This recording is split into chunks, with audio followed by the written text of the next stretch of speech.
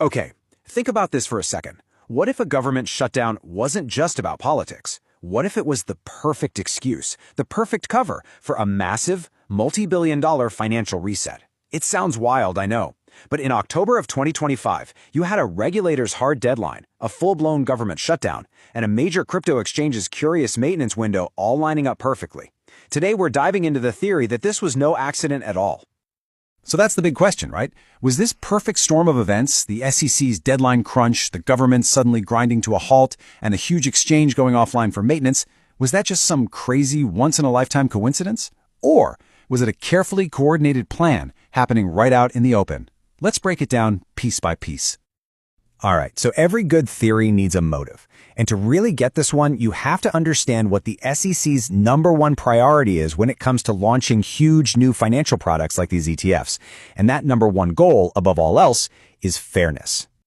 And for the SEC, fairness has a name. It's called a batch approval. The whole idea is actually pretty simple. If you've got a bunch of different companies all racing to launch the same kind of product, you don't let one go first. You hit the green light for all of them on the exact same day at the exact same time. It's all about creating a level playing field from the word go. Now, this isn't just some abstract idea. We have seen the SEC do this very thing. Just think back to January 2024. They approved 11, not one, not two, but 11 spot Bitcoin ETFs all at once. And that move right there set a massive precedent. The entire market was now expecting the exact same playbook for the upcoming XRP ETFs. And you have to understand the stakes here are absolutely enormous. On one side, you have what's called the first mover advantage. The first product out the door can just suck up all the initial investment and dominate the market simply because it was first. On the other side, you have the level playing field the SEC wants, where competition is fair and the best product wins based on its own merit, not just on timing. So here's where it gets messy. The SEC desperately wanted that fair, level playing field launch. The problem?